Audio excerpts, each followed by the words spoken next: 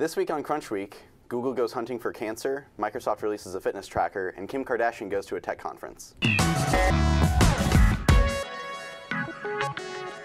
So I'm Kyle Russell, and I'm joined by Alex. And Sarah. So the first thing we wanted to talk about was Google X's latest announcement, which you got to see firsthand at the Wall Street Journal Digital Conference earlier this week, correct? Yeah, that was pretty cool. So what was their big news? Yeah, so they are experimenting with the idea of swallowing a pill, and inside the pill are nanoparticles that are programmed basically, or magnetized to go and seek abnormal cells. So it can find cancerous cells or diseases in your body much earlier than you would ever even discover that there was a problem with your body, which is pretty cool. Are these nanorobots or nanoparticles? What's the thing? Yeah, that's the thing I'm most curious about. Is it like a thing that's passively just going through your blood system and picked up this cell that happened to be cancerous, sticks to it, and it goes back to the sensor? Yeah, from what I understand, it's programmed. It's like magnetized to find these abnormal cells, these little particles. So it's not robots exactly, but there's these little particles that have proteins on them that connect to what tends to be abnormal cells that have other proteins on them. So it's not magnetism, it's like protein sticking off, running into bad stuff and going, "What's up?" Yeah, exactly. If you want to think about it, it's basically programmed to go find these abnormal cells that tend to have certain elements on them that other cells don't have. Well, the thing that makes it creepy or just really cool medicine is if it's literally programmed to hunt, or if it's just kind of it goes through your system and there are ways we know how to say, okay, this kind of protein slots in, and if it comes in contact with it, if it's cancerous, it'll stick. Yes. I assume that's what it's more like. That is what it's more like. It's passive, not really. programmed per se, it's built. That's a way to explain it as programmed. Okay. It's I just thought an it was easy way to understand it. No, and that's one of those things where Google X with their moonshots, it's so hard to be okay, so is this a real thing that we're all this is amazing, it's going to change the world? Or is it is it a TED Talk or a fucking manufacturable product? Yeah. You know what I mean? Well, they're experimenting. This is the early phases. This is the early days right now. So they're just experimenting with the idea. And they're not the first to actually come up with this idea. I actually interviewed a girl from Y Combinator that had a similar idea, but with Bacanta, with little tiny diamonds that would luminesce the abnormal cells. So it's a similar idea, and a lot of people have explored this, but if you think about it, Google has the manpower and the funding to put this thing forward. I just have to say this, read the book Prey by Michael Crichton, and it'll explain all you need to know about nanoparticles that will try to kill you. So it's just, I'm nervous about this shit. Okay, so that's what are you nervous about? I don't know, if screw it up and we don't need this hand shink, I don't know. Well, that's the thing where down the road when it's more advanced, so if it goes rogue. That's the upside to it not being smart little robots that are intentionally searching through your system for something, in that if it's passive, it's not well, a malicious hacker could change this code to make it go after all of your white blood cells. No, but here's the really cool part about it, is that it comes with a wearable device that will basically call the nanoparticles back and say what's been going on with the body. So 24/7 you can ask your body, how am I doing? And you don't have to go to the doctor and get a blood test, urine sample, anything. Is it Bluetooth? Hey, I'm doing great, beep, beep, beep. How does it talk back and forth? It's very mysterious. I'm not really sure. It sounds like bullshit. Yeah, no, I hear vaporware. That's my assumption is they have the end goal for what the design should look like when it's done, and they're just we have no idea. I mean, really this is early days. These are all ideas right now. It's cool. I mean, fundamentally though, if this does work. Right. And the other thing that's really cool about it that somebody asked and they did talk about is, if you can find the abnormal cells, couldn't you attach medicine onto the nanoparticles that automatically destroys the abnormal cells before they ever have a chance to spread? Yeah, no, and I mean, the idea of just having to eradicate cancer permanently without it ever being, a third of people in our lifetime will get cancer. Right. And that's the thing. That's amazing. Imagining a future where you wake up, look at your Moto 360, swipe to the health screen. Nope, still no cancer. Cool. That's amazing. Right. But then we got one morning, they'll be making some coffee, making some eggs, beep, oh, I got a text message. I've got cancer.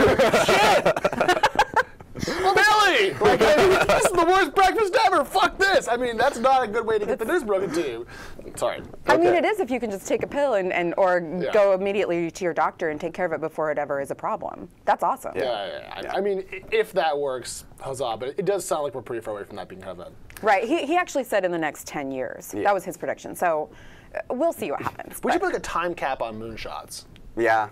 I'd be down for have like an interactive like. I'm happy to chart. not put a time shot. I say put as much money and manpower behind this as possible and like fix this. I want to cut this off. Absolutely. I want to cut this off. I feel like we're going a little circular. Let's talk about something that you can get today. Speaking of which, Okay. you got yourself a toy, didn't you? Aha! Observe the new toy. What are we Yeah. looking at? This is the new Microsoft Band. This is the large size. Oh, there are multiple sizes? There's 3. Oh, okay. For this one for like Yeah, little that itty was bitty people. too big for me when I tried it on This is the before. largest one they make. Yeah. Because apparently everyone else is tiny. Good. It's cool. Check it Pass out. it around. Costs $200.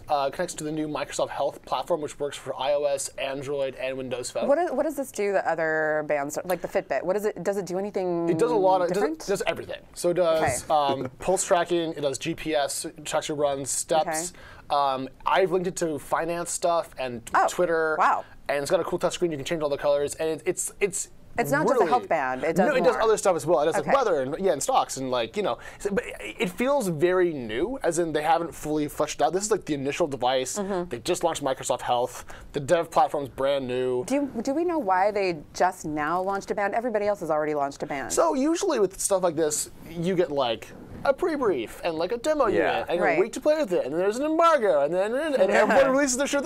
Not with this. They're like, oh yeah, by the way, we built one of these. I know. Everybody got the And press it- release no. yesterday. I was Yeah. like, wait, what? And no, it was during the Game 7 of the World Series, 7:15 p.m. Pacific time. It was Yeah. really just like random. And so at 10 a.m. yesterday, I went to the Microsoft store when it opened, thinking I was going to be the only person there. Like really, 10 a.m. Microsoft store. I don't know. 12 people ahead of me in line waiting to buy one of these. Were they Microsoft employees? I didn't ask. I wasn't like, excuse me, sir, what is your place of employment?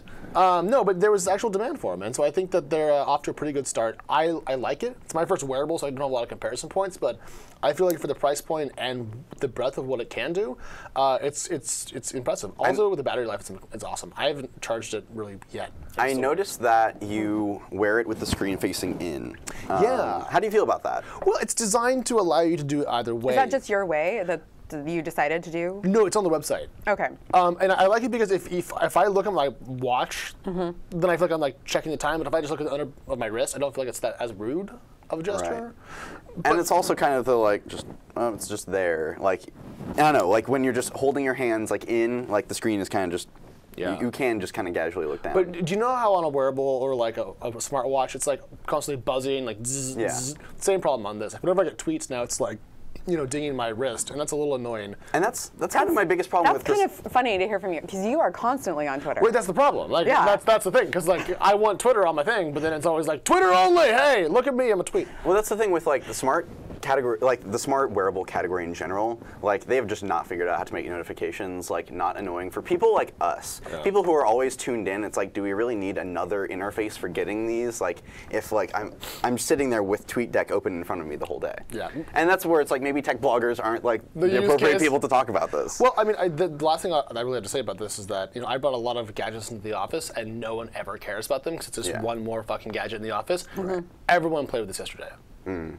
So that's different. I don't know what that means, if it's like just curiosity's sake or what. But I mean, people wanted to play with it, test it out, touch it, and especially for a Microsoft product in the hardware category, that's, it felt a little different. Yeah, so maybe there's the something here. Xbox might have expectations like that when the Kinect comes out and people want to try that out for 5 minutes. But like, when do people really? It is like interesting to see people get excited about a Microsoft gadget. Yeah. Also, I think that they were very smart to make it cross-platform. Yep. The fact that like, it's not just diehard Windows Phone fans are going to be the people buying these. Like, you use an iPhone primarily, I do. and it seems to work pretty well for you, right? I mean, I think there's an Android app, an iOS app, a Mac app, and a Windows app, and a Windows Phone app. I think it's everywhere. Yeah. So no matter, so if you use Microsoft Health, this platform that also you can take in Runkeeper data or whatever, it all kind of collates, and then wherever you are, you can use it. That's pretty cool. I feel like we're finally seeing this cross-platform promise of apps that kind of work everywhere and sync up coming to fruition. It's nice. Yeah. There's still a long way to go, but I don't know if it'll sell well, blah, blah, blah, blah, blah. We'll have to see. That seems like a good point to, wrap up that discussion. Yeah. So, like you, I went to a tech conference this week. Yeah, tell me went to Recode's about Code that. Mobile. So, You met a certain lady, or you saw a certain lady there. Yeah, and it caused a lot of controversy on our site. I don't know if you guys read Alexia's article that followed up my coverage of just what she talked about, what Kim Kardashian, that's who we're talking about. Sorry for not actually For anybody that doesn't know, it's Kim Kardashian. Straight to the point. Bury the lead. So anyway, yeah, bury the lead. She actually gave a very smart talk. Like, I think a lot of people there were like almost like surprised at how bored they were that she was like good in a tech setting. I mean, I'll get straight to the point where, you know, the follow-up post from Alexia was about the fact that after I wrote up the news, I think the count now is well over 300 people replied with pretty horrendous comments. Very misogynistic. Yeah. It was YouTube level bullshit. Yeah, it was awful. And shocking. The thing that surprised me was it also wasn't like what we would typically associate with like douchey, techie, misogynistic behavior. There was a lot of people who were like, it was like Middle America discovered this post on Facebook and wanted to be. It's worse. It was AOL. AOL.com featured that article and brought this fire hose of jackassery from Middle America, who still uses AOL.com. and they're like, oh, she's got a physical comment here, and it's like every single one of those were about her vapidness and something about her body, which I thought was extremely disturbing. Yeah, no, and not about what she was saying, not about what she was there for. In fact, I actually posted Alexia's post on Twitter, and I got back, well, why didn't they actually interview the creators? Well, guess what? She actually helped create that game. It's like people just don't even assume that she has a brain. They presume she doesn't. Yeah. And no, it was actually really interesting to see how, like, a lot of the comments that addressed were like, I mentioned the oversharing in the headline, and it was clear that a lot of people didn't read the post because they'd just be like, this person who is in a sex tape talks about oversharing. Why would she know about that? Like, no, she's like the perfect person to know about that. Like, duh, that's what you're making fun. I get so frustrated. Really I was so frustrated. I had definitely all day, the day after my post went up, was just like, there's someone wrong on the internet, and I was just like, I had to hold off so hard from responding to some of these people. I just think it's so interesting that people hone in on her when, I mean, we have other celebrities that, Jared Leto talks about cloud computing, and that's great and wonderful. And no, I got value-bagged for that. Oh, yeah, okay, well, maybe you got value-bagged for that. Maybe I'm assuming that. But I just think it's really funny how that's not that controversial, and then we have a woman on stage at a tech conference, and it's obviously assumed that because she has boobs, she must be an idiot, and she can't know anything about tech. Yeah. But she's wildly successful. No. And I think that if there's any takeaway from this, it's just that, like, we shouldn't have to say this, but if someone is in a setting where they're talking in front of a very important people and, like, seems to know what they're doing, like, maybe just at least try to pay attention to what they're saying before jumping straight to conclusions. Right, there's a reason she's on that stage. Like, can we all agree on that? It's not because she's famous. I think that asking for basic civility and engagement is a relatively reasonable place to start. But it's just all Lol didn't read. I mean, these people were just, and you just want to like sit them down and be like, what the fuck's wrong with you? Yeah. Do you guys sometimes feel like, I feel like sometimes we're in this nice bubble of intelligent conversation and people around us that it's sometimes shocking to see some of those comments and to see that this is actually how people actually feel out in Middle America. Or even other parts of California. So, I mean, it's depressing. Okay. I think that's a good point actually to leave off on. So this is Crunch Week.